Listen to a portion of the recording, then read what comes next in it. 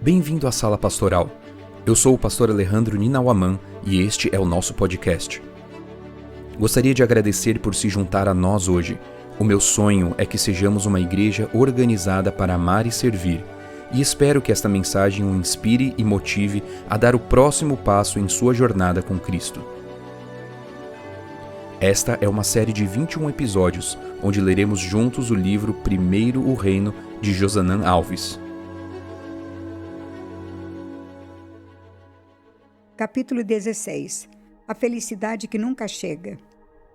O contentamento genuíno não é a autossuficiência, mas a cristosuficiência. John Stott. Qualquer coisa que o homem acumule em seu caminho é parte de sua bagagem, não de sua verdadeira personalidade, mas sim algo que deve deixar para trás ao passar o posto de pedágio da morte. E. K. Simpson. Há alguns anos, tive a grata oportunidade de conhecer Moçambique. Na época, esse país africano era o 7º mais pobre do mundo. Confesso que não conhecia muito sobre o país, então comecei uma pesquisa que me levasse a conhecer melhor as pessoas com quem eu teria contato. O país se tornou independente de Portugal em 1975. Mas foi imediatamente devastado por uma longa e sangrenta guerra civil que produziu uma profunda desigualdade social que prevalece até hoje. As fotos que eu via na internet me apresentavam muita dor e sofrimento, e isso me levou a pensar que encontraria pessoas insatisfeitas, desanimadas e reclamando de tudo na vida. Após 18 horas de voo, cheguei ao pequeno aeroporto da cidade de Beira e fui recebido por 3 pastores com um largo sorriso. Era uma sexta-feira, e à noite eu iria pregar na igreja central da cidade. Às 19 horas, a igreja, que tinha capacidade para 200 pessoas, estava lotada. E aí começou a desconstrução do meu preconceito.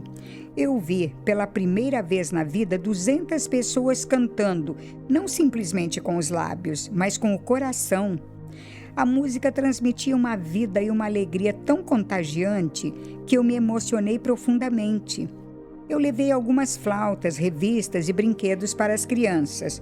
Tudo muito simples, mas é indescritível a alegria que vi nas crianças ao receberem alguma coisa. Elas recebiam, me abraçavam e saíam pulando e gritando. Certo dia, eu estava distribuindo mantimentos para 80 famílias que haviam sido previamente cadastradas, mas no momento da distribuição, dezenas de outras pessoas apareceram. Os alimentos já estavam separados com o nome de cada família, e eu tive a dura tarefa de avisar que nós só iríamos entregar os mantimentos para aquelas que haviam sido cadastradas. Nesse momento, eu aprendi uma grande lição. As famílias que receberam os alimentos começaram a reparti-los com as que não haviam recebido. Pude também distribuir centenas de Bíblias. Por causa do preço, a Bíblia em Moçambique é um artigo de luxo para a maioria das pessoas. Foi através da distribuição das Bíblias que eu aprendi a maior lição da viagem. Quando eu entregava os mantimentos, as pessoas me abraçavam e agradeciam, mas quando eu entregava Bíblias, muitas pessoas choravam. Eu não conseguia entender. Então perguntei a um amigo moçambicano que me acompanhava. Eu não entendo por que as pessoas agradecem pela comida e choram pela Bíblia. Eu pensei que seria o contrário. Elas estão com fome, então eu imaginei que ganhar a comida as faria chorar. E ele me respondeu: Pastor, nós agradecemos a comida, mas ela logo vai acabar. No entanto, a Bíblia nos apresenta um lugar onde a fome terá fim. Por isso, receber uma Bíblia nos emociona. O desespero que eu esperava encontrar, não encontrei. Apesar de ter visto muita dor e fome, também vi muitos sorrisos, abraços e disposição de compartilhar e valorizar o pouco que se tem ou recebe. Se eu pudesse resumir o que aprendi em Moçambique em uma frase, seria: a felicidade fundamentada em coisas é passageira, mas a felicidade fundamentada em Deus é eterna. Eles nunca poderiam expressar a felicidade que eu vi se não aprendessem a tirar os olhos das coisas que possuíam ou não possuíam e se alegrar naquilo que é eterno. Esse é mais um dos ensinamentos que a vida da viúva nos oferece. Quando estamos satisfeitos com o que temos e o que não temos, conseguimos ser fiéis a Deus e honestos com os seres humanos. Viver feliz com o que tenho ou não tenho é o fundamento do último mandamento da lei de Deus. Não cobice a casa do seu próximo. Não cobice a mulher do seu próximo, nem o seu servo, nem a sua serva, nem o seu boi, nem o seu jumento, nem coisa alguma que pertença ao seu próximo. Êxodo 20:17. O último mandamento trata de algo que acontece dentro de nós. É diferente do 8º mandamento que diz, não furte, Êxodo 20:15. É significativo que não furtar e não cobiçar sejam mandamentos separados. Roubar é uma cobiça visível. Já cobiçar é um roubo invisível. Nós não podemos ser processados por cobiça, já que a cobiça não é um ato, mas uma atitude do coração. A cobiça está para o roubo, assim como o ódio está para o assassinato e a luxúria para o adultério. Esse é o grande perigo da cobiça. Ela é como uma doença invisível que traz diversos prejuízos para a vida cristã. A Bíblia afirma que cobiça é idolatria, Efésios 5:5. Leva à perdição, Provérbios 1:19. Traz aflição de espírito, Eclesiastes 6:9. E traz toda a espécie de males, 1 Timóteo 6:10.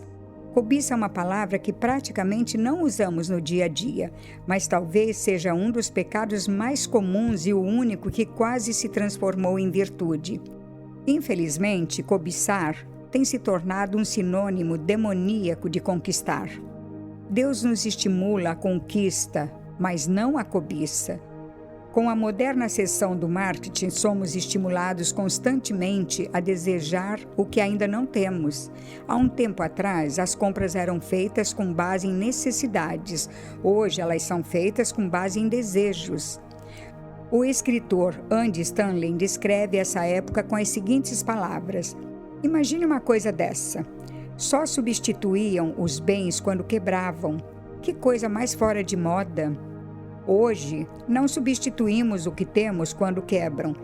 Fazemos isso quando lançam um modelo mais novo da mesma coisa que já possuímos. Nós atualizamos. O apóstolo Paulo pregava para uma sociedade dominada pela cobiça em todos os aspectos. Por isso, várias de suas cartas apresentam fortes admoestações aos cristãos para que enfrentem a cobiça. Em Hebreus 13:5, ele afirma que a vida de vocês seja isenta de avareza, contentem-se com as coisas que vocês têm, porque Deus diz, de maneira alguma deixarei você, nunca jamais o abandonarei. Ele cita duas grandes passagens do Antigo Testamento, Josué 1:5 e Salmos 118:6, para mostrar que a presença de Deus é maior que qualquer ausência em nossa vida. Em 1 Timóteo 6:6-8, ele acrescenta, de fato, grande fonte de lucro é a piedade com o contentamento, porque nada trouxemos para o mundo, nem coisa alguma podemos levar dele. Tendo sustento e com que nos vestir, estejamos contentes. Paulo faz um jogo de palavras para nos ensinar uma grandiosa lição. Ele afirma que a piedade com contentamento é uma grande fonte de lucro. Isso é o oposto do que o mercado financeiro ensina sobre grandes lucros. O bilionário Warren Buffett disse certa vez: "Eu vou te ensinar como ficar rico. Tenha medo quando os outros estão gananciosos. Seja ganancioso quando os outros estão com medo." Ou seja, mesmo os mais ricos e gananciosos conhecem o efeito destrutivo da cobiça. As revistas e o noticiário constantemente nos lembram quão vazio e destrutivo é obter grandes lucros sem contentamento. Porém, contentamento não pode ser confundido com mediocridade ou masoquismo. Contentamento também não é uma afirmação de que a pobreza é uma virtude. É possível encontrar ricos generosos e pobres mesquinhos. O que o apóstolo nos ensina é o perigo de que o desejo por dinheiro se torne insaciável ao ponto de nunca se encontrar um basta ou permitir que a ansiedade por manter o que temos nos tire a paz. Confira essa história. Há uma velha fábula a respeito de um camponês que prestou um grande serviço a um rei. O rei o premiou, dando-lhe uma grande soma em dinheiro.